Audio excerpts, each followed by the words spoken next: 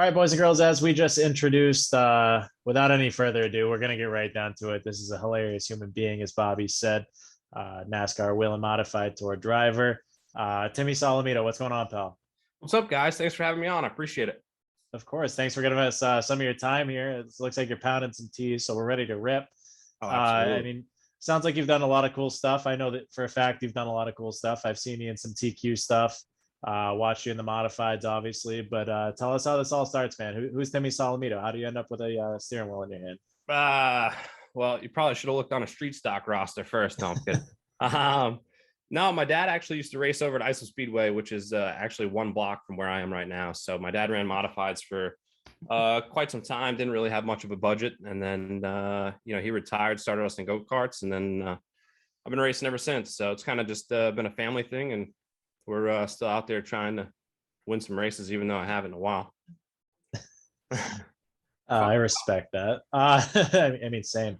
So I mean, you start off, and then so is this something that you always wanted to do? Is it something that you just kind of stuck with, or were you always like, I got to be a race car driver?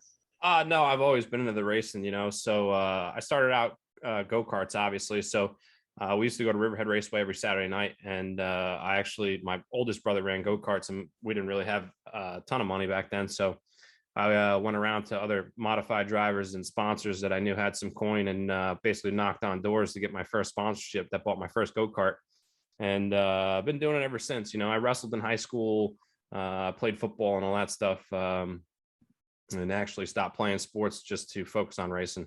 So it's kind of just been a thing that I've always done, and something I've always chased. I've kind of stepped away from it for a little while lately, just to run a business and whatnot. But trying to get back to it here. Definitely a little rusty, but we're gonna try and bang some back bumpers off this year, and hopefully we'll be in good shape to maybe win one. Hey, you're talking about how you've kind of gotten away from it. It seems like we didn't see you for a little while there, but now you've kind of ramped it right back up. We obviously saw you at the Iceland 300 last year, run pretty good, and then the tour race recently here. So Turkey Derby, we were fucking wheeling that thing at Wall last fall. Yeah, we were a little rough out there, but we were getting it done for a while. So yeah, they'll get over it. Fuck them. They're still talking about it. So yeah, no, man.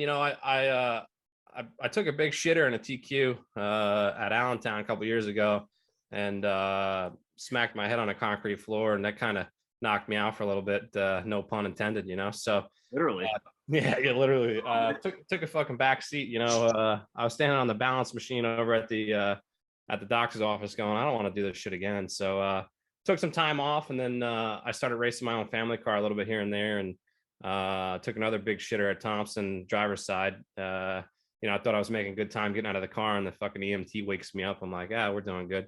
So had two serious concussions. So I kind of took some time off, and then ran like shit when I came back for a while. And then we got a program together a little bit towards the end of this year, running my own car. So we ran well at the ISO 300 until I ripped the spindle off it, and then went to Turkey Derby, battled hard, and came away with a fourth place. So that was good. And then started this year off pretty good at Riverhead with the tour race. So we were fast in practice, and then led for a little bit, and then that damn Doug Kobe took the lead, and all kind of history after that. I ended up fifth, but roughed some guys up out there, so it was good. We're looking forward to doing that a little bit more this year. So we got Riverhead coming up this Saturday, 90 lap time trial show with the local guys, and they're pretty rough. So it's kind of where I cut my teeth. So we're getting ready to get back out there.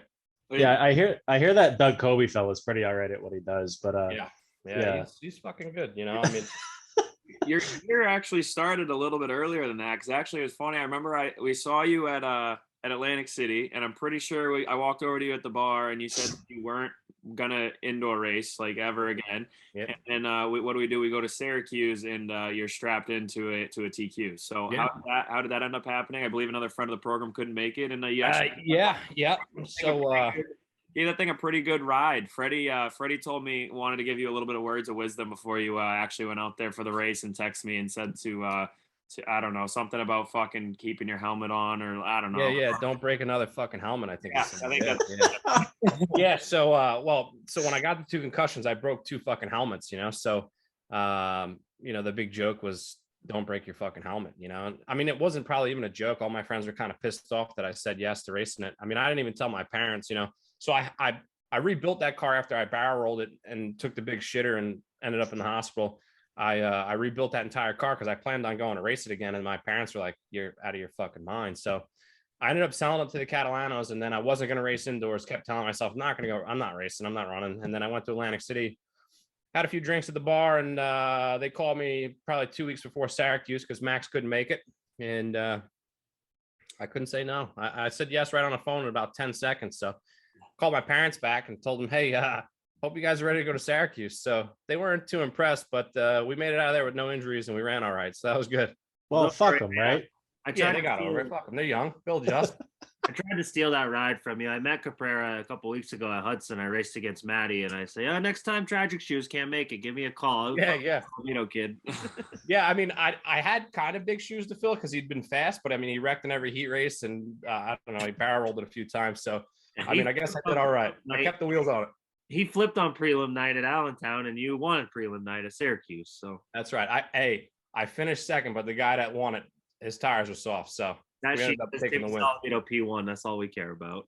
They all look bar down on the score sheet. I wish I could have celebrated because I haven't celebrated in like, I don't know, 3 years. So I guess we'll take it. So, this is our celebration right now. You're drinking teas, we're drinking BLAs. We're just here to celebrate. It's episode 169. There's no rules. 169. What a bet! What a number to have me on. This is incredible. Well, by design. Yeah, this is definitely by design. You know, I got to be completely honest with you. I love you guys and all. And obviously, everybody else loves you. I feel like there's a butt coming in here. I personally have never listened to an episode, so I'm pretty fucking proud to be on right now. I got to tell you. To be fair, you're not missing much. So that was that's not what I've heard. I mean, everybody fucking raves about it. I just haven't had much time to really sit down and listen. So, and I probably have terrible ADHD anyway. So, but it's fucking great to be here with you guys. That makes 4 of us, so that's fine. You got to put it on at the shop so that those clowns working for you, except for Eric. Eric's not a clown, but them other 2 clowns that work for you, you gotta put it on for the boys. No, they could barely pay attention to what they got going on now. Could you imagine if I put this shit on?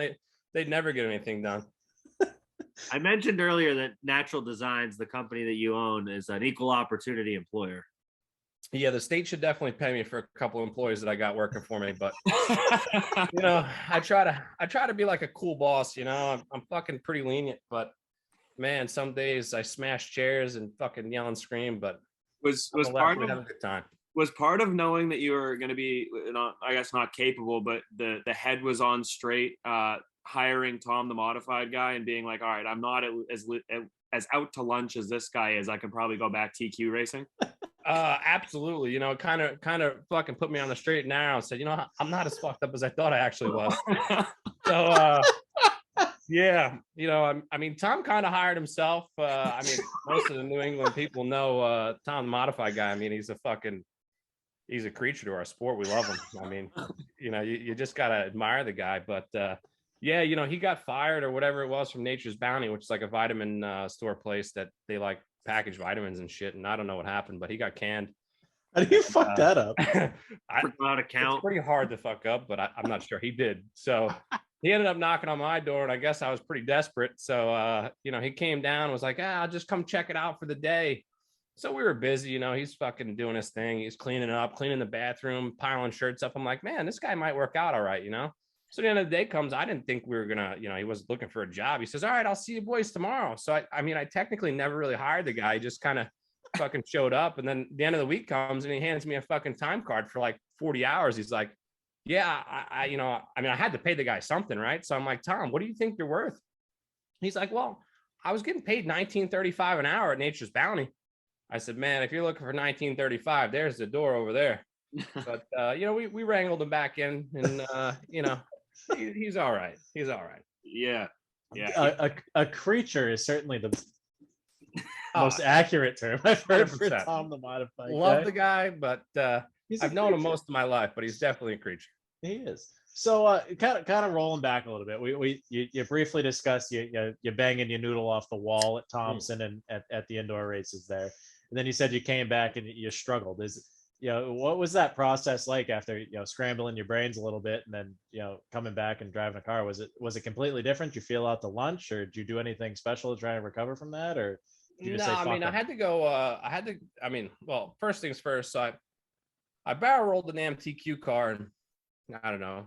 I wrecked it and I'm walking down the front straightaway. I got two EMTs on the side of me. And first off, they wanted to take me out of there on a backboard. And I said, I'm not going out of here on a backboard in front of 1,500 people. So I didn't even know really where I wrecked. I was walking down the front straightaway and they said, oh, duck for the timing and scoring loop. So I'm saying to myself, man, if they ask when I get in this back room, I crashed on the front straightaway. I didn't even remember how I crashed, So I went to the doctor, I don't know, that Monday or whatever it was. And oh yeah, you got a severe concussion, whatever. So I'm thinking like, 3 weeks, you're good to go, 2-3 weeks. But it was actually 8 weeks. So I was on a balance machine, all this other crazy shit. And I had to do, I don't know, a bunch of jumping jacks, which I'm 210 pounds. I don't really do jumping jacks, but they had me doing jumping jacks and all types of shit to get my heart rate up. And they're asking me these stupid questions, like I'd go in and they'd be like, here's 3 words, dog, cat, ice cream. And at the end of the workout, they'd be like, what were those 3 words? And I could never remember them. And I'm like, listen, even if I was straight, I couldn't tell you that. Like before I banged my head, I couldn't tell you those 3 damn words,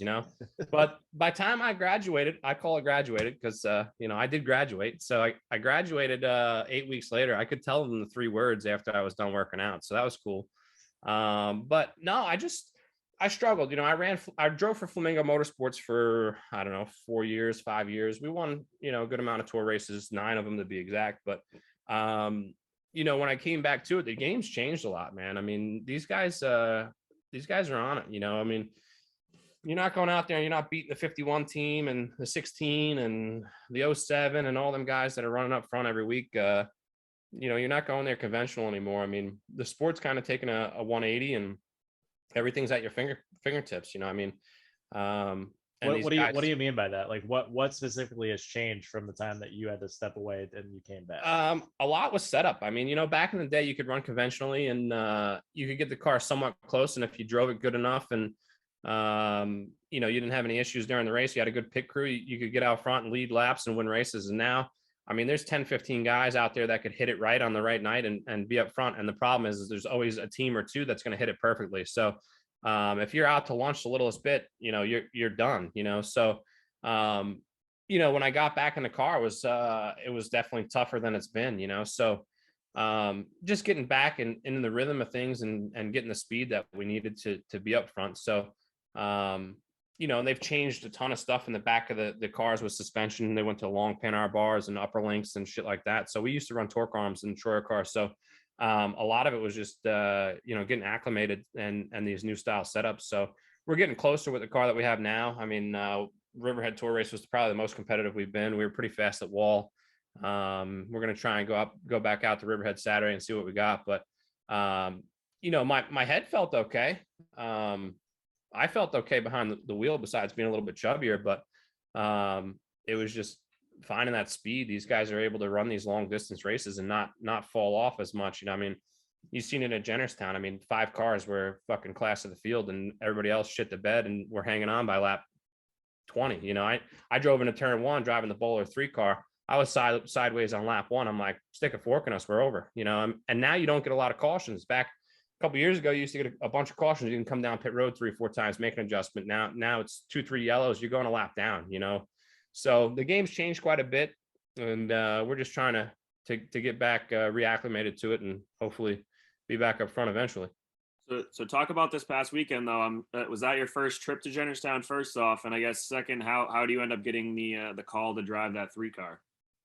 So I went to Jennerstown when they had the first COVID race, and I ran all right. We qualified, I don't know, I think in the top 10 somewhere, ran all right. And then we shit the bed late in the race and I ended up a lap down, I think, or something. So this was actually my second trip, I think, to Jennerstown. It's a cool track, really fast. You got to be on the wheel there. The turns are real tight on exit. So the walls come up pretty quick at you. But yeah, I was sitting at my desk on Friday working and Mike Bowler's name popped up on my phone. I'm like, hell, I guess I should answer this, So I kind of just answered the phone and he's like, what are you doing? I'm like, working. And he's like, what are you doing this year? Are you racing Riverhead full time? I'm like, no. And he's like, can you make a trip to Jennerstown tonight to race tomorrow? And I mean, how do you say no? I mean, it's it's all blue. I mean, shit. So I was like, yeah, give me 10 minutes. I'll call you back. So I called my old man. I'm like, where are you? And he's like, I'm at work. I said, well, you got to get off of work because we got to leave for Jennerstown. So it all came about pretty quick. I guess Donnie Leah's aunt passed away. So I don't know, they found my name on the street stock roster and fucking seen if I could drive the thing. So it was actually real good in practice. And then we just didn't make the right adjustments for the race, and we shit the bed. And Justin Bonster and I had a hell of a race for 14th and 15th for probably 3/4 of the fucking race. So it sounds like you take your dad everywhere with you. I mean, coming from yeah. myself, and I think Bobby can attest to this too, from a couple of kids who spend probably way too much time with their fathers when that was a thing. What's that relationship like with you and your dad? Do you just call him, say we're going? Oh yeah, absolutely. My dad's cool, man. My dad's pretty badass. You know, he raced most of his career with not much funding. You know, so and he won races and ran all right. You know, and that was back in the days when fucking you had really good guys racing hard. Baldwin's, Jazambak, all them guys. I mean, you go back many years ago, he was making it happen. You know, so I kind of got the leg up on the competition getting started because he knew more than most other dads. You know, so.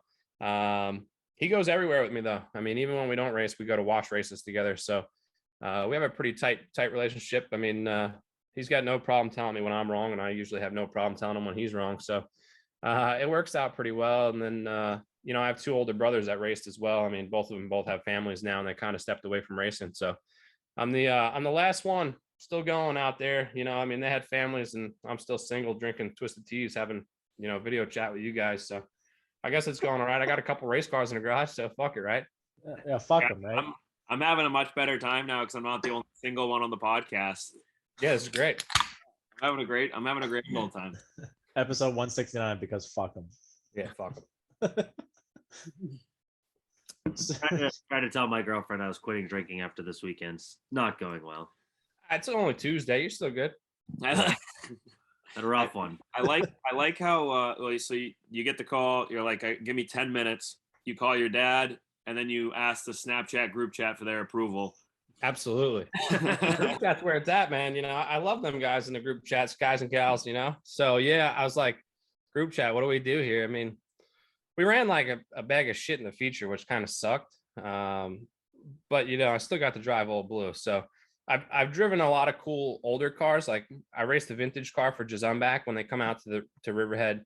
I drove Old Blue now. I drove for Wayne Anderson for 4 or 5 years. I drove the 16 car. So I've driven for Tommy Baldwin. So I've driven like all the old vintage style cars besides the Mystic Missile 4, and they're retired. So I guess I'm all right. Yeah, I mean they must be able to dig deep down on that street stock roster every time. Every time. Just ask a couple guys like Carl Medeiros, he'll tell you. Yeah. Made sure Shout out to my boy Carl. We made sure to point out that he caused the first 2 cautions at Thunder Road on Sunday. Yeah. Well, no, I heard he got stuffed by the dude in the 13 there, Izzo. Don't let the facts get in the way of a good story. Yeah, that's true. Carl's probably going to be listening, so I don't want to make him more famous than he already is, but Carl, we love you. Yeah, Carl's one of those modified guys that actually has listened to a previous episode of ours, so that we like Carl for that. That's where, where Carl has more on you, I guess, than whatever. But so did you just call Carl a moron? No, well, I mean, almost. I didn't, but if you want to, I guess the fucking shoe might fit, or the shock might fit. I don't know. The shock definitely didn't fit. Just ask him. The shock definitely didn't fit, but. Like I told him, the shocks aren't going to fix his issues. So, as we've seen this weekend at Thunder Road. No, is it shocks or socks? I don't know yet. Socks. Well, he asked me what shocks I had on when I crashed. I know what he did. I must have had a concussion when he asked because I thought he said socks. Oh fuck. Anyway, going back to the Snapchat group chat, it is fucking kind of incredible because that's like half of that is more of a family like than I've ever had in my life. So it's like crazy. Like you're answering to fucking people whenever they need it and just, kind of interacting with people more than I ever have in my life. And shout out to you for these t-shirts, Natural Absolutely. Designs with the Peyton Strong t-shirts coming through. I know that I talked to Stephanie Lamphere today and yesterday, whenever the fuck it was. And she was, happy that you got some more made up and sent their way. So yeah, we took care of it last minute, but it was good. How could you not support? Yeah, we do love Peyton. She's a big part of the group chat, her and Carson as well. So, but yeah, fucking gave Old Blue a rip, and now you're going to be heading to Riverhead after already putting on a pretty good performance at Riverhead. I mean, shit, where else are we going to see you this year? So really the schedule is just fucking kind of all over the place. I mean, I really don't have anything set in stone. You know, my goal is to win a tour race with my family. So I have 9 tour race wins right now. They all came with Flamingo Motorsports. Obviously, that was probably the best era of my life. Now I'm fucking 15 pounds overweight and lost a few hair follicles here in between. But you know, I'm looking to win a tour race with my family. So I'm racing the Riverhead Tour shows. I'm going to be running the Wall Stadium Tour shows, obviously, because I like that track. Going to Thompson on that Wednesday night and at the end of the season. So if we can snag a win, man, I keep telling everybody I'm going to retire in Victory Lane, but probably won't happen. Yeah. So going off of that a little bit, I mean, you've done a lot of cool shit. You've raced, you know, you've raced TQ midgets, you've raced all that the vintage stuff that you're talking about. You've hit pretty much every marquee modified that there is to drive. You know, what's left on the old bucket list for Timmy that you haven't done yet? Man, you know, I don't know. I came 6 points shy of winning the tour championship, and I don't even remember what year it is. 19? No, I'm kidding. 2017, I think it was. I'd love to go for a tour championship, but it just ain't gonna happen without some big sponsorship. So I guess I don't even really know, man. I want to win with my family in the worst way. That's goal number one. Even if I could get out there and maybe win a couple special edition shows, but first we got to get a fucking win somewhere because we haven't done that in 4 years. So well, besides that preliminary TQ event at Syracuse that we didn't get to celebrate. But I don't really know, man. You know, running my business is kind of my main focus now. Trying to grow that, obviously. You know, I was a graphic designer for another company, and you know, I was kind of told by whoever I was working for that if I thought it was easy to put my money where my mouth was. So it's kind of my main focus now. You know, like as a racer, anytime you get challenged to do something by anybody, you fucking step up to the plate and want to do it. So I've been focusing heavy on the business, trying to build that the best I can, and then racing's, I would say, second in line right now. So if I could get out and win some more races, man, hopefully bring my name back to the forefront a little bit and let them know that I'm still out there letting it rip. That'd be always a good thing. So that's, I guess, on a goal list for right now is just to go out there and win some races. Yeah, I know that you had said that you wanted to hit Thunder Road this past weekend with a tri-track series. I'm sure that Old Blue put a wrench into that, but how close were you to actually showing up and running that race? So we've been building an open car actually. So I have one full out torque car, obviously with a spec engine in it. And then my dad and I got the bright idea this year at Florida to buy another car. So we've been putting that thing together. It's probably 90% together. We probably weren't going to make Thunder Road anyway, as much as I wanted to. The facility looks beautiful. I actually raced a go-kart race before it had walls, and I ended up crashing over turn 1 where that big drop off is with my brother. It was a big family feud. And it was in practice too. It wasn't even in the feature that we crashed. So just goes to show you, we'll wreck anybody to win. No, I'm kidding. But yeah, I wanted to get out to that event. So if they have that next year, it'll probably definitely be on the schedule for sure. Putting this open car together, probably going to run hit and miss some Stafford shows, open 80s, and maybe some other Thompson events or whatever. So we'll see. Just kind of taking it day by day. My brother, who's a big help to me, he scales my cars, sets my stuff up, listens to me bitch and moan on the radio.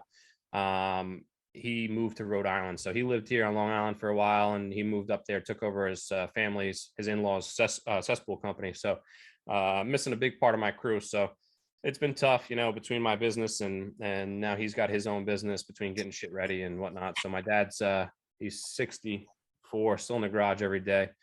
Keeps him out of my mother's hair so they don't fist fight, because my mom will whoop his ass. So yeah, we'll see, man. I'm hoping to get out to some more open events. That's cool. I definitely like when I see Timmy Solomito on the entry list, and when you said that you were going to run a couple tour shows, I'm like sitting there like, fuck, which one of them am I going to be at so that I could watch your race? Fucking, I know I'll be at Tom's. Oh yeah. I don't know about Wall. I might be at Wall at the end of the year when if these we'll want to go. be there. Yeah, I mean, that was a pretty fun trip. Definitely the coldest I've ever been in my entire life, but it was definitely. I mean, I guess if it wasn't you, Jimmy Blewett winning was good for our livers, I guess, or at least the warming up factor. We ended up getting treated pretty good down at the local pub or whatever. But I only went to Wall because you bought scale stands from me, Timmy. So you're gonna have to buy something else from me to get me to go again. You'll have to send me what you got on the buying list so I could buy something so you can go again this year. Scale stands and jack stands, and you bought both already. So I think I'm gonna have to come up with a new product, my friend.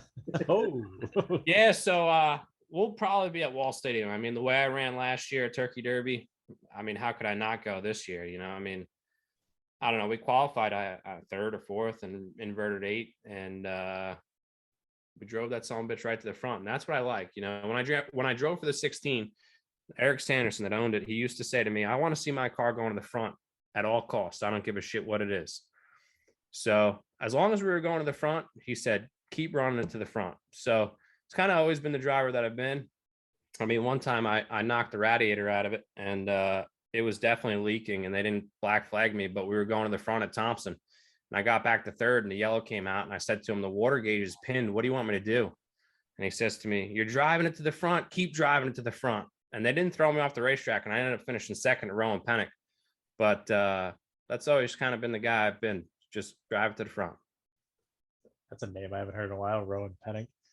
Yeah. He dropped off the face of the earth, almost like Timmy Solomito for a little while. Well, I'm glad that you're fucking back on the face of the earth because, yeah, that was quite the show at Wall. And I don't know, I was thinking about this on my ride home, maybe yesterday, maybe it was even the ride to Thunder Road.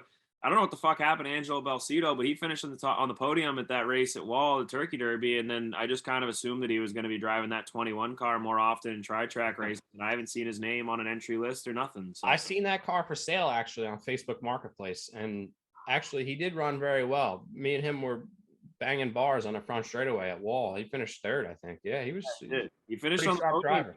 And he wasn't known for modifieds. He's obviously known for running the state tour and running super late models, and he was pretty decent at that. So then he jumped into a modified, and it was like a name that you already recognized. You're like, holy fuck, he's doing pretty good. And now I guess he doesn't race anymore. We'll have to do some research. Does he even race late models anymore? He wasn't at Granite State race that I watched, wasn't running past stuff, haven't been at a tri-track race. I mean, fuck, like he was, I was pumped. I was like, damn, this guy is fast as fuck. Cause I think he made his way up to the field. He drove it to the front like that buddy wanted you to do. And you did the same thing, but yeah, you and him put on a fuck of a show. And I mean, I haven't really drove much to the front in the last couple of years. I've had a couple glimmers of hope, but we're hoping to drive it to the fucking front a lot more often soon here.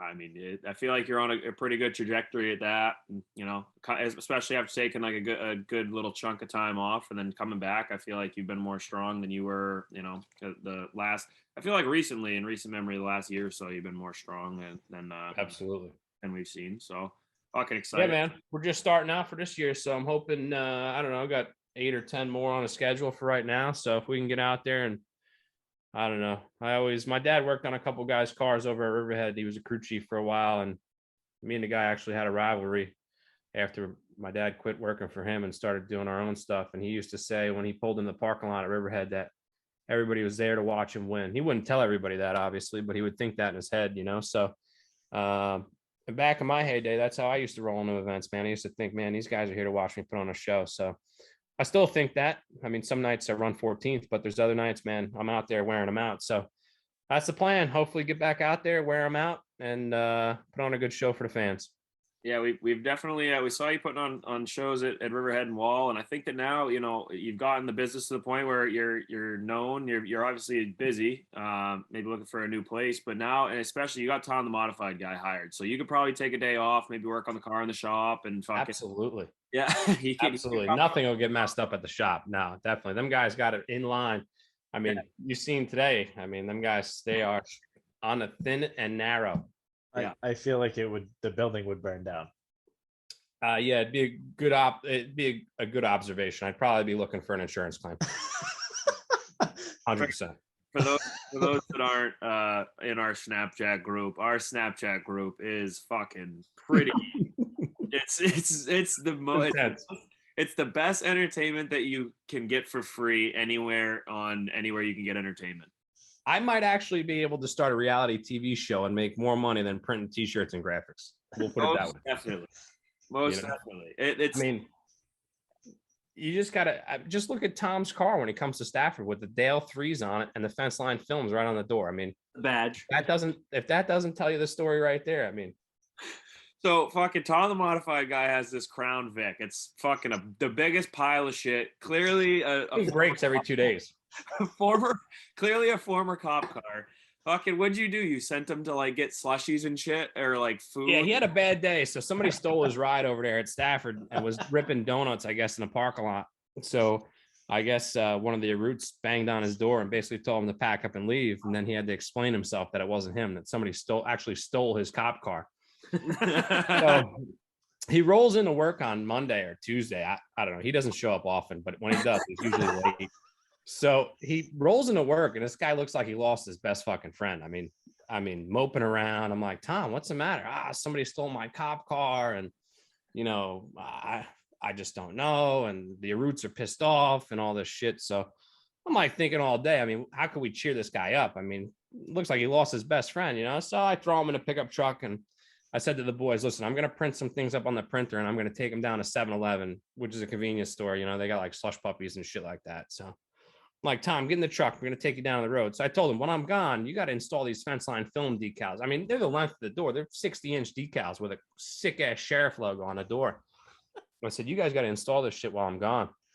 So I rolled down to 7-Eleven. I bought him a couple slush puppies and I don't know, he wanted some Reese's peanut butter cups or some shit. So we're sitting in the parking lot just bullshitting. And I know what's going on back at the shop. He's got no clue. So this guy's just laying it all out to me. What happened over the weekend, people stealing his car. I mean, this thing's the biggest pile of shit I've ever seen, but I felt bad for the guy. So we jazzed it up a little bit, had a couple rust bucket spots on it. We wrapped it white. We put fucking fence line films down the door. This guy's ready to rip. So we rolled back to the shop. My man was ecstatic. And then I actually had a dude come in for a Monte Carlo that he wanted to look like Dale. So I printed some extra 3s and we stuffed those on a quarter panel for him. So now he's got Dale on his quarter panel and he's got fence line films on the door. I mean, this guy's ready to rip. The thing's definitely a panty dropper when you see it. So keep your eyes out for it when you're at any local track because he'll be over there. And make sure to tune in fence line films. The guy's a character. Can't miss him. So I'm at Thunder Road this week. Right? So I'm in and out of the pits, whatever. It finally got time where like the races were just gonna start, like, you know, half hour, 45 minutes. I'm like, I'm gonna go to the car, I'm gonna go to the cooler, I'm gonna grab a couple beers. So I go out to pound a couple beers, and Tom is parked like 5 cars past me, and all you see is the big 3. And I obviously knew whose car it was because I'm in the group. I see all the fucking videos. So I'm like, Jesus. So I walk over there to take a video. As I'm walking over there, there's like a group of 2 or 3 people that were taking pictures of it and leaving. And then there was a little kid still while I was taking my video. The kid loved it. He must have thought it was Dale's actual ride, but 100%. Today he broke a belt at the shop. He was they were thirsty because it was 90 something degrees out. So he wanted to run down to 7-Eleven and grab a few drinks. My man fired it up and had smoke coming out of the hood. He blew a belt on the puppy. Couldn't even make it home from work. He had to have his old man come down there and fix it with him. I know he's gonna be on time tomorrow. Oh, absolutely. He might still be there fixing it when I get there in the morning. But yeah, my pal only had $37 to his name, so I had to lend him $100 to buy parts for the thing. So it's coming out of his check at the end of the week. But he did get to Thunder Road. He was at Stafford this weekend, so you got to love the guy. I cannot believe that car went from Long Island, took a boat to get to Connecticut. That thing is a boat. Went to Stafford for them to have 2 races and then rain out for the rest of the night, and then went 100%. All the way to Vermont. I don't know if anyone knows how far Stafford, Connecticut, and Barrie, Vermont are from each other. Oh yeah, very far. I'm pretty sure he probably spent his whole paycheck on gas for that thing. I mean, you got to have a 22-gallon tank in that fucker, and I'm guaranteeing he probably put about 28 gallons in it each trip. You know, but hey. My favorite part of the whole the story, the car, everything to do with it is the car, like with fence line films down the side. There's a police badge with his logo. There's a police badge on the front. It looked so realistic that in the group, I'm like, Tom's literally going to get pulled over on the way home because it looks that realistic, like a cop. Well, Next thing I know, we're getting a video of not a cop. Absolutely. On the front of it, on the back of it. That was part of the stipulation. He said, I'll keep it looking like that as long as you make decals that say not a cop. So I fired up the cutter right away. I'll make you whatever you want. I got them things slapped on there. He didn't peel any decals off. He went home. People were giving him thumbs up on a ride home. And now people love the Dale stickers. So now they're shooting the 3 out the window when they drive by him. The guy's going to be a hero. He's already a hero. But now he's really a hero. Now he's got Dale on a quarter panel. Oh. Dude, it's my favorite. My favorite part of the entire day is when I click on the group chat. I just see the purple little box or whatever. You know it's not. The video. I'm like, this is gonna be good. Tom had fucking capris on today. Oh, absolutely. We call him the corporate scapegoat because he gets yelled at for everything. Poor guy. I mean, something goes wrong, it's Tom's fault, no matter what it is. I mean, it could be my truck gets a flat on a ride to work, it's Tom's fault. So he knows it. You know, he's a good guy for taking the lashing. Yeah, it's awesome because every day, like yesterday, we're like, all right, Tom, you gonna be to work on time today? Tom's like, fuck yeah, I'll be on time. 7:30 this morning, I'm like, Tom, you gonna be on time today? Fucking, he was an hour late. 7:30, he responds, he's like, of course, I'm gonna be on time. Fucking hour late. This is the type of Tom. This is a Tom story right here. Tom's a great guy, right? So I know if I tell Tom work a half a day, he milks it until at least 3-4 o'clock in the afternoon, so he gets 3-4 hours more pay. Which, hey, God bless him, you know, whatever. Like the hustle. So I said in my head, being a boss, I guess I could say that. So I'm like, you know what? Fuck it. I'm gonna change it up. I'm gonna make Tom coming at noon so he can only work a half a day. So my deal at my place is I buy the guys lunch every day to show my appreciation for him, you know. So I'm thinking Tom's gonna get in at noon. Yeah, he probably already had lunch, you know. So Tom rolls in, 12:05. He punches in 5 minutes late. All right, no big deal. Punches in, drinks a Monster for 10 minutes, sitting in front of me, telling me all about this weekend's racing or last weekend's racing. Then he says to me, he looks at his watch and he goes, "What's for lunch? I'm starving." You didn't stop for lunch on your way in when you started at noon? He was expecting to come to work and then me buy him the lunch for the day, and then he would get to work. But he only worked a half a day. And then probably start work at like 1:30. Absolutely. Tom is a corporate guy. He is union. 100%. He's gonna be a union leader one day. I'm gonna say Tom is a union leader without the union. Absolutely. One day we're gonna roll up to Natural Design. There's gonna be a big rat out front with a protest line. Oh my. Oh, man. Fuck. Yeah. It is a reality TV show. It's awesome. Every once in a while, it's like there's a bunch of people in the group that are like not that active or whatever, but then like Timmy will get the group all fired up. Timmy, Justin, and Tom, and you'll see Derek Nealon like crying, laughing, like following along with what's going on. He's like, I can't get enough of this shit. And then the whole group will just chime in. It's so funny. It makes me want to. Like, we always talk about coming down and taking a field trip to Natural Designs. I'm sure it won't be good for productivity, but you know, with it's Tom, right. We'll shut down for the day. If you guys want to take a field trip, we'll absolutely have everybody there. It'll be a good day. Yeah, well, I think I'm the only one who hasn't gotten T-shirts made by you yet, so maybe we'll have to have you do something. We'll come pick them up. Absolutely, swing on down, bring a whole party bus or something. We'll make a good time out of it. Yeah, it'll be a short bus, but we'll be there. Yeah, we got to definitely get we got to get some BFP shirts designed. Bobby, like 3 months ago, was like, you know what's really in like neon colors and stuff. Like we got to figure out like a BFP like neon colored style shirt. Like I always see Charlie like when we were at Daytona. The picture, it's actually my background on my laptop of like us with Noah Gregson. He's wearing a Brady Bacon t-shirt, bright as hell. Like they look great. And so I'm like, yeah, Timmy could easily do those. So we've like Miami Vice colors. Yeah, we've shot shit about doing it. So we're gonna end up having. Let us know, man. Yeah, we'll get you tuned up. We'll probably mess up a bunch of them in the meantime, but we'll get you tuned up. just don't let Tom do it.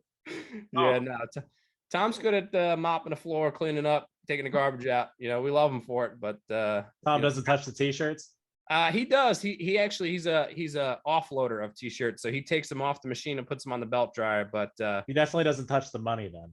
No, we keep him far away from the money. What else do we keep him far away from? We keep him far away from a lot of shit over at the shop because we don't want it to get too messed up. But he does all right. You know, he's been there 6 months. We've trained him quite a bit, but every day is always a new question with Tom. So we love it. You should keep him away from the shipping supplies, huh? Yeah. Oh yeah. Yeah. We've had a few shipping incidents where we've had jobs actually go to upstate New York that weren't even supposed to leave the shop. People were picking them up. So Tom gets a little antsy with the tape dispenser and putting the wrong shipping labels on a few boxes a few times. But yeah, he's still got a job. Quite a few people in the group chat still wonder how he's got a job, but he's got a job. We love him. We absolutely love him. We wouldn't have the entertainment if we didn't. And the guy does, I will say, he does get some stuff done over at the shop. the one last thing before we stop roasting Tom. The best part is that so the group chat, Tommy Catalano's in the group chat, Bobby's obviously in the group chat. I'm assuming you guys get a ton of orders in, and Tom doesn't fuck up some of them. Tom sent the wrong shit to Tom and did not give me Bobby's shit Bobby's stuff, yeah. in Stafford all weekend. Yeah, he dropped the ball quite a bit. Yeah.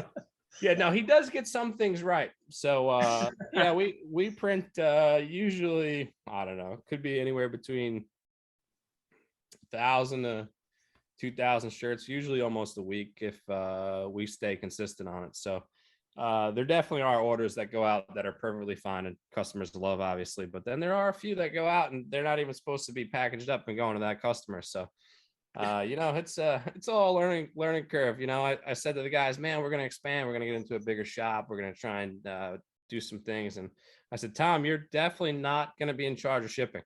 so we're going to keep him to the things that he knows, like offloading shirts and boxing things up. So he's, we still love him.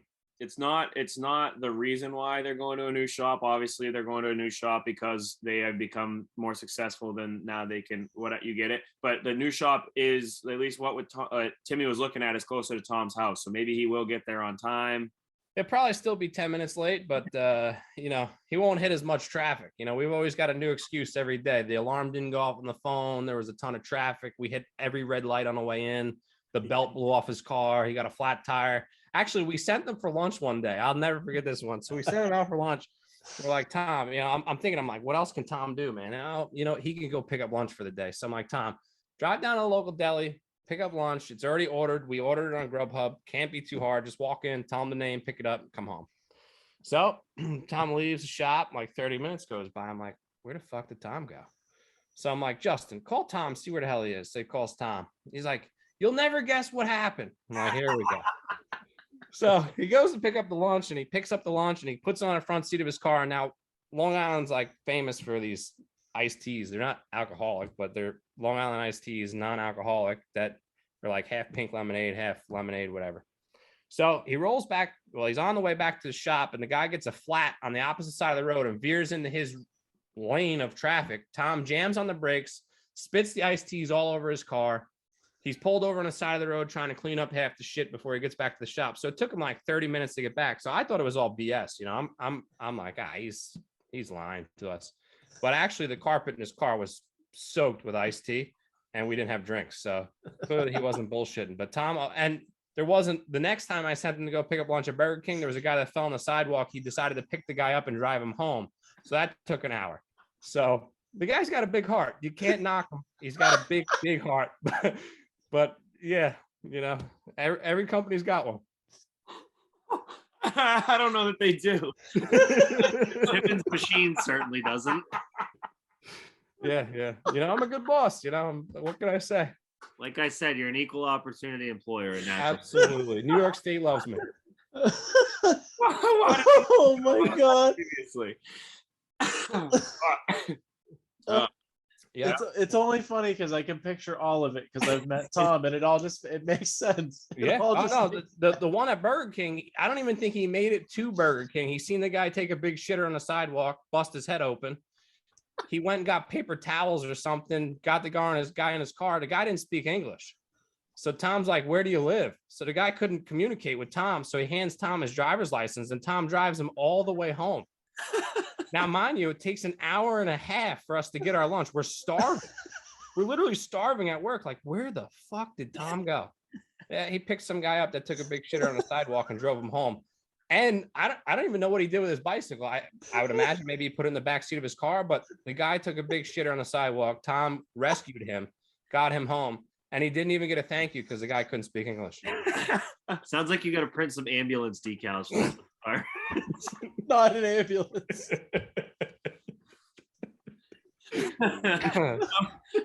Did he get paid for all this? Yes. Yeah. We didn't dock his time card at all. Yeah. Nope. He got, what is that? A good patron for the day. So we gave him full pay for it. He definitely did his good deed. Holy fuck. Yeah. It's $13 an hour. He took care of it for the day. Fucking he earns it. It sounds like. He really is a national treasure. We love him. Yeah. We love him. Like truthfully, like as a human, love that kid to death. It's just the group chat just makes it even more better. He always thinks we're like laughing at him. We're not. We're just laughing with him. Fucking, we're The guy's a comedy show. Yeah. Oh, he's a comedy show. Every day he comes in, there's something good that's going to come out of his mouth. We just wait for it. You're gonna have to put this episode on in the shop tomorrow for the boy. Yeah, we'll have to tune him up a little bit. You know, we got to get him working first before we could turn it on. You know. Yeah, put it on the afternoon. Yeah, it'll be an afternoon deal. I usually get in around 9:30, so I got banker's hours. You know. Oh fuck. So I did contact your good buddy and our good friend Freddie Kraft. Asked him for a little bit of dirt. Wasn't actually a ton. I love it. He just did. He did bring up the first race that he ever spotted for you. Said you were like 15 at Riverhead running a shark. Did I almost kill the ambulance crew? Yeah, yeah. I knew it was gonna come up. He said they wrecked in front of him, and I told him to go low. He hooked a hard left and ran figure eight course wide. 100%. Yep. So I'll tell you the quick story a bit behind me and Freddie. So Freddie and I were always pretty good buddies. We always broke each other's balls, you know, but he always spotted for like the cool guys on the block, you know. So my first, I guess you would call it a street stock event back when I ran street stocks, like I told you. My dad was on the radio for me. So I started, I don't know, 15th or whatever. And I think I got to 7th. So at the end of the race, my dad's like, man, you did good tonight. He's like, I think if you got a little bit more aggressive, you probably could have got 2 or 3 more spots. I'm like, all right, so I fucking raced video games my whole life, you know. I'm like, I'll get a little more aggressive. I'll show my old man, you know. So I go out the next week and I'm fucking digging on the high line. I'm coming down the back straightaway now. There's this slower car coming up. You know, I see him. I think it's like NASCAR 2003. I'm gonna give this guy the fucking chrome horn, and he's gonna move up the top of the track, and I'm gonna go right on past him. So I drive into turn 3 and I harpoon this guy. I mean, clean. This guy didn't have a fighting shot. I mean, my hood pins were stuck somewhere in his fuel cell. That's how hard I hit this guy. He had to get a neck adjustment at the chiropractor. So long story short, I had to pit for fucking hood pins. So it knocked the hood pin straight out. The hood was straight up in the air. I pit for hood pins, right? So I put the hood pins back in, whatever. We stole the hood pins off some guy's car on jack stands in the pit area. We get back out there. I'm digging back through the pack and I spin this other guy. I get underneath this dude. He starts closing the door. I'm like, I'm going to fucking finish this guy off. So I give him the right front, knock him sideways. The guy decides to full out John Force burnout, hold it wide open, spins it 360 and blows the rear end right out of my car. Now my old man's on the radio for me. So he goes, well, that really worked, didn't it? Now, this is the guy that told me the week before, get a little bit more aggressive, you know? So I'm like, fucking guy. So now I'm tuned up in the pit area at the end of the night. So Freddie comes walking by and he's drunk, figures. He's like, you want me to spot for you next week? And I'm like, absolutely. Because I unplugged my old man out of the radio after he said, well, that really worked, you know? So Freddie ended up becoming my spotter. So it was actually kind of crazy. The first race he's with me, I started deep again because I wrecked half the field the week before. So I started, I don't know, fucking 15th. So Freddie's like, don't even touch the gas pedal. These guys are going to wreck so bad off of turn 2. He's like, they're way over their heads. So I'm like, all right, they dropped the green, shirt and shit. They wrecked, I don't know, half the field off turn 2. So Riverhead's got a figure 8 course. He's screaming. I've never had a spotter before. So he's like, go low, go low, go low. So like after you say it 3 times, I'm like, well, fuck, I got to listen to the guy. So I just hung a left. The people for the ambulance were literally diving because they thought I was coming after him. He's like, I told you to go low, not that low, you idiot. This was the first week with him, but we did end up winning a lot of races together. So did he give you any more good dirt? The only other text that I got was he blacked out 3 different times at a party I had once. He drunk and then woke up sober. And then New Year's. Got drunk again, repeated that 3 times over in like 5 or 6 hours. Yeah. They were he invited me over for New Year's and we started drinking, I don't know, at like noon, I guess you could say. And like by 5 o'clock, I was shit-faced hammered. But they were playing some game out on bullshit or whatever, and somehow it kept landing on me, which I think was a setup anyway. So I got hammered, then they fed me some water, and I fucking come back to it. And then we started playing the game again. And of course, I got hammered again. And then I woke up again and it was almost time for the ball to drop. And Freddie's actually a really good cook. I don't know if you guys know that, but he made, I don't know, chicken Alfredo. And I housed some of that down and I was good to go for a little while. And then I got banged up again. And I woke up the next morning on the floor of some bedroom. It was a good time. Yeah, Good time. But yeah, I got drunk 3 times one night. that's pretty fucking impressive. I would have thrown my hat at you if I was there. Fuck, I had no idea Freddie even knew how to cook. I just thought he ate at the local pub every single night. No, that guy's a cook. I mean, I love him to death, but he's got that waistline because he's a good cook. I'll tell you that much. Really? I thought it Yeah. was the alcohol. Fuck. Yeah, no, Meg. I mean, the times I've been around him, Meg, his wife, I haven't seen her cook much. So the guy must be some type of chef. I mean, and Megan's a pretty looking woman, so he must be doing something right in the kitchen.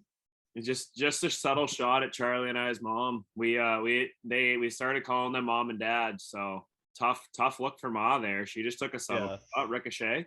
Mom's still great. Love mom. She's a good person. So Mom's a nice lady. yeah, she's awesome. But yeah, Freddie's definitely the chef. Dad's a shit show. He did come back with the milk though. Good for him. Yeah.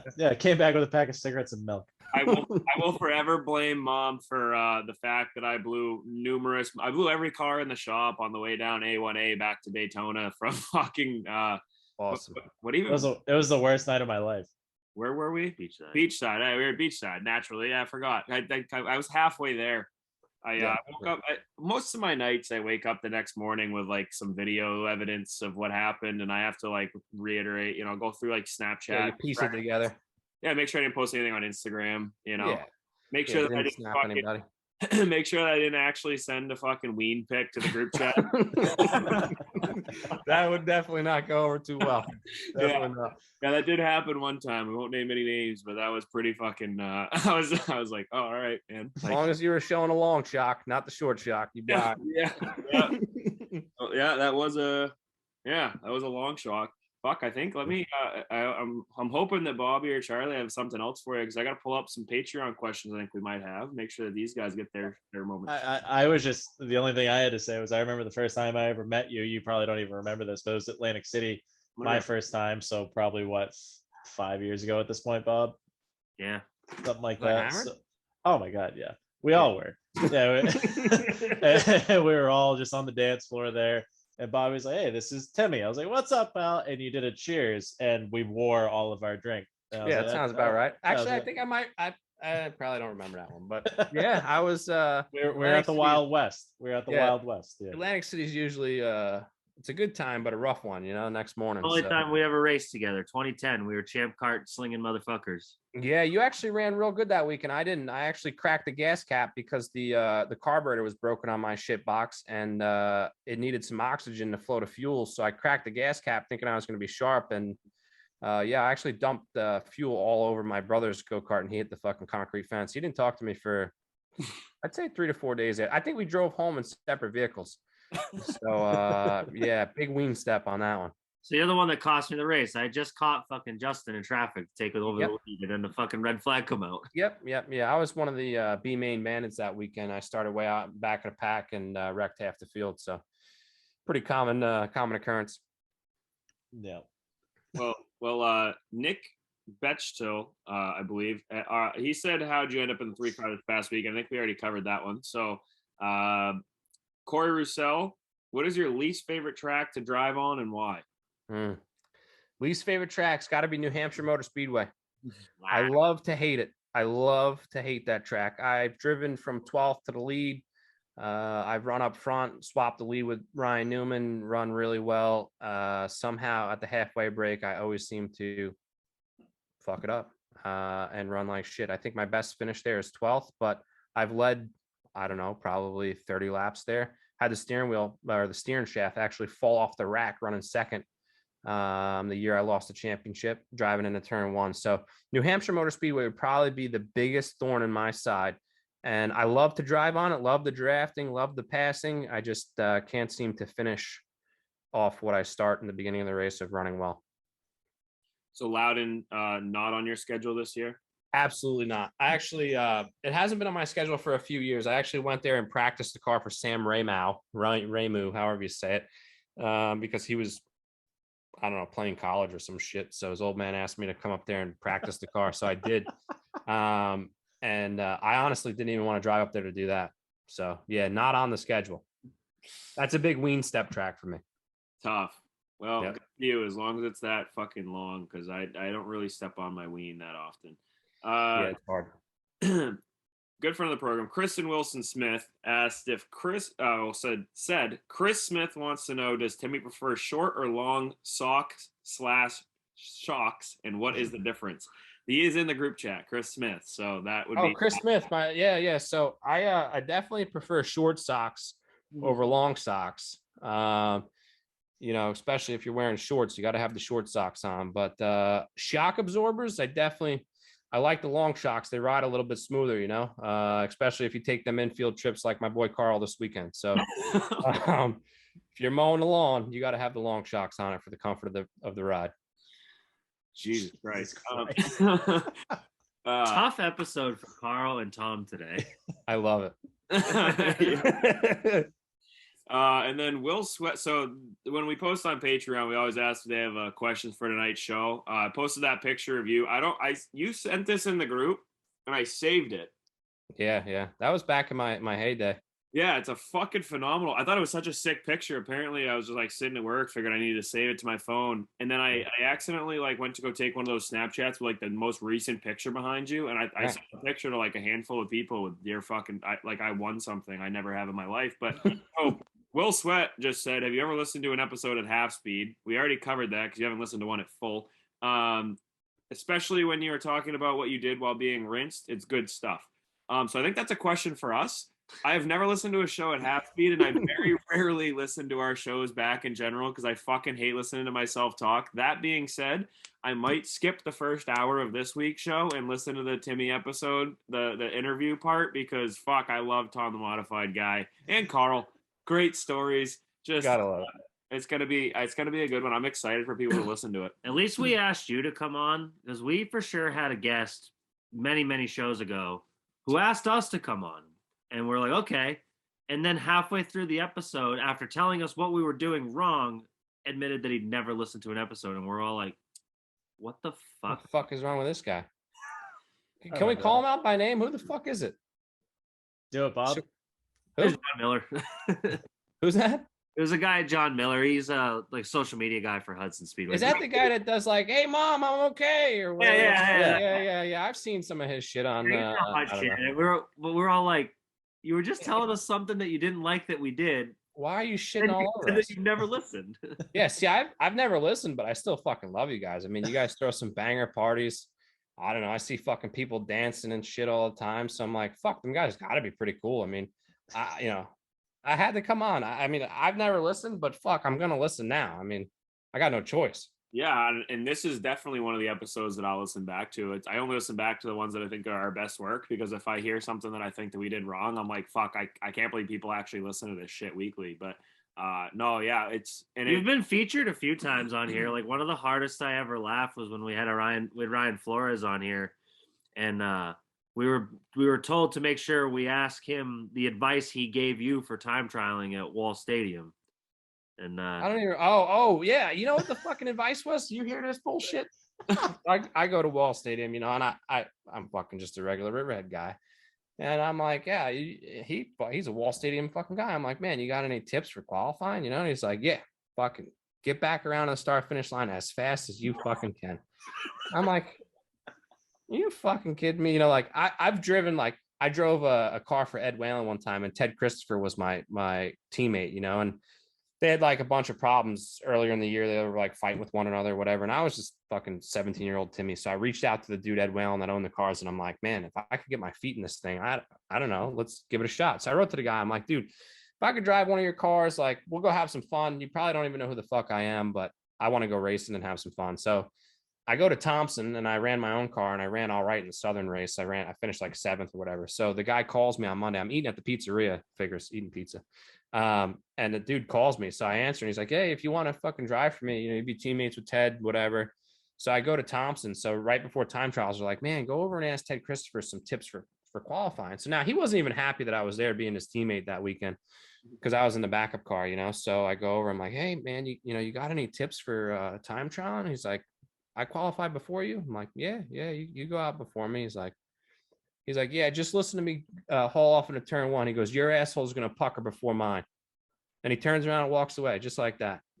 So he did end up out qualifying me. He qualified fourth, and the fucker did drive it down in there pretty deep. And I qualified sixth. I ended up blowing up like, I don't know, 50 laps in, and I don't know, wrecked half the field after I blew up. So, but yeah, that's what he told me at Wall Stadium. Ryan Flores he said, start out the start finish line and get back around as fast as you fucking can. It's a great piece of advice. If you think about it, it's probably fucking, I mean, it's the most clever piece of advice you ever hear. I mean, he ain't wrong. Yeah, that Ryan Flores is a pretty clever guy. Do you have any stories from either Flores or Freddie that we might not have covered so far tonight? Because I would love. Oh man, I don't even know. Me and Freddie, we've won quite a bit of races together. I don't know. Usually, I mean, he was probably like a teacher the entire time. I mean, most times he's spotting for me, he's usually screaming at me.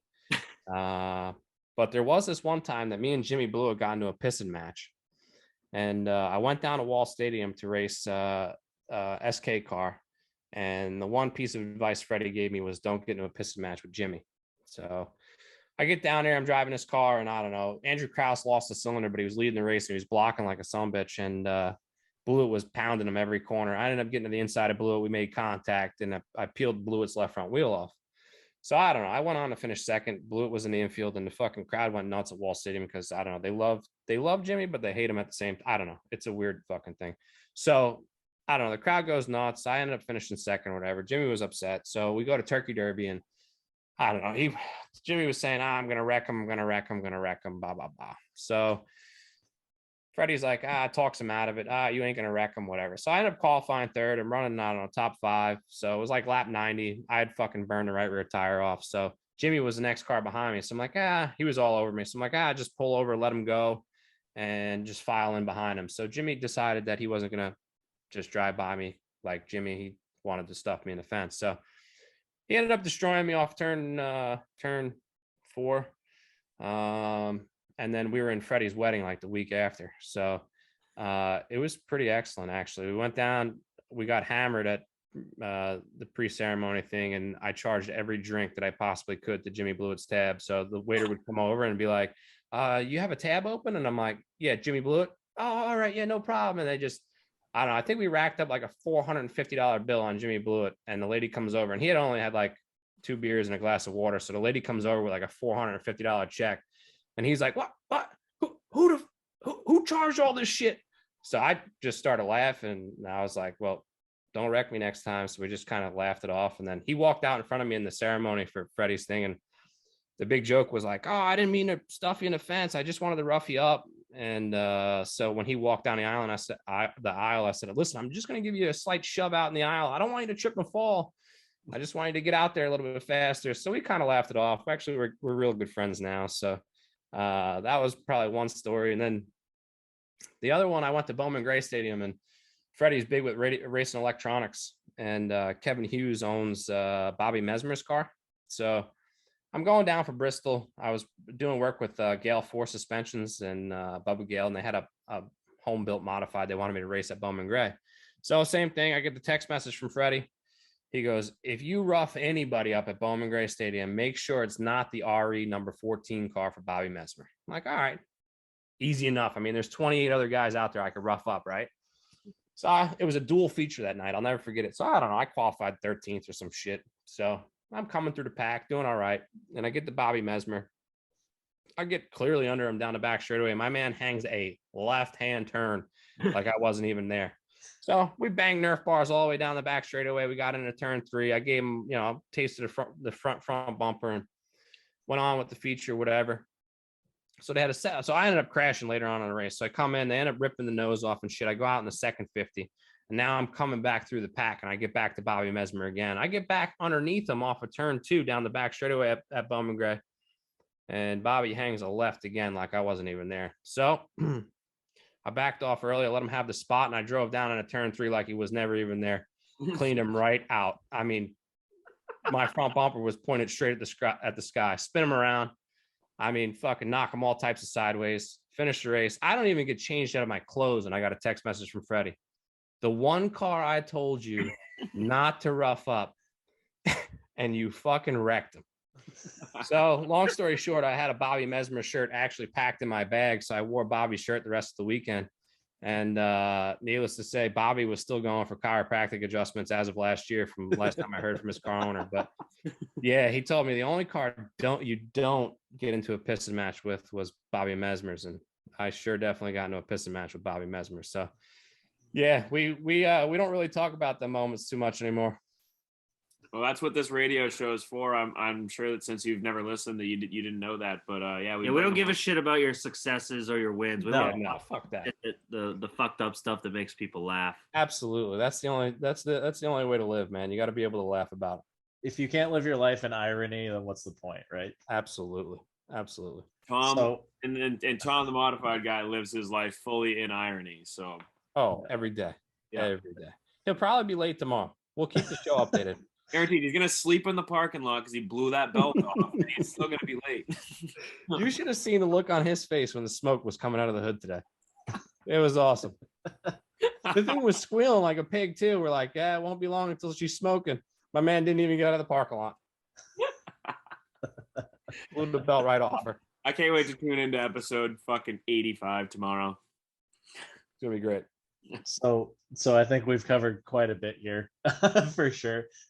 You've taken us from the beginning to the middle and whatever the fuck it is that we're doing now. So the one way I like to kind of close these out, and it's the same question I ask every single guest that we have here, but out of all the things that is motorsports, the things that could bring you to a racetrack, whether it's the crowd, whether it's the atmosphere, the people, the just going fast and turning left, what is it that makes it so Timmy Solomito has to be at the racetrack every weekend? You know, I've made a lot of friends, I guess, over the years racing cars. You know, I mean, I've known Bobby, I don't even know how long. So we met at AT that year, and that was 12 years ago. Gotta be, yeah. I mean, it's got to be the people, man. You know, I mean, let's all face it. Racing has a hell of a lot more lows than it does highs. You know, I mean, I've won my fair share of shit that I probably shouldn't have won, but I did win. You know, whether it be fucking legend car races all the way to Whalen Modified Tour events. So what keeps me coming back is the people, man. You know, there's been many times I thought about, man, I'm gonna fucking hang it up. I've had 2 severe concussions, 3 severe concussions. I've won my fair share of races. I've driven for some cool fucking people. But for whatever reason, man, I just can't close the book all the way. I just keep coming back to it. So it's got to be the people, man. And every year you meet more people like yourself, Brad, and everybody else, you know, so you just keep coming back to it, man. You know, I love to laugh. That's my biggest thing. I don't care who we're bragging on, if it's myself or whoever, it don't matter. I love to laugh, love to have a good time. I love to entertain people. So I don't know, man, just keeps me coming back. It's got to be the people though, because I've definitely sucked a lot over the last 4 years. I mean, we're getting a little bit better here, but I just keep coming back to it, you know. Come for the race cars, stay for the people. For sure. Yeah, you wouldn't know that, but that's our slogan. That's our tagline. I love it. Yeah, like, I mean, even Wall Stadium, I mean, we ran well, but then you know, I seen the group chat after, everybody stopped by, they're all fucking pumped up about how we raced, you know. Yeah. So, and I deal with that, you know, like when we go to Whalen Modified Tour events and I run part-time, you know, you'll see fans that you've seen from 4 or 5 years ago. I mean, there's one guy that wears the Steve Park jacket. I don't know his damn name, but he wears this jacket at every event. This thing's got holes in it and shit. I mean, there's more autographs on this thing than I've ever seen in my life. But if I miss like 6, 7 races, you know, he comes around, Timmy, where you been? You know, like the guy missed me, you know, almost. It's like, you know, it's like, it's just, I don't know, man. It's definitely the people though, because like I said, there's definitely a lot more downs and ups. I've ripped off a lot more and right front wheels and wrecked a lot more shit than I've won. So, but I keep coming out there every Saturday. You know, there's not too many Doug Coby's and Justin Bonsiers in the world that just keep winning races constantly. So, you know, like I said, I like to say I'm a street stock driver that won a few modified events, and we'll keep it that way. I like to stay humble.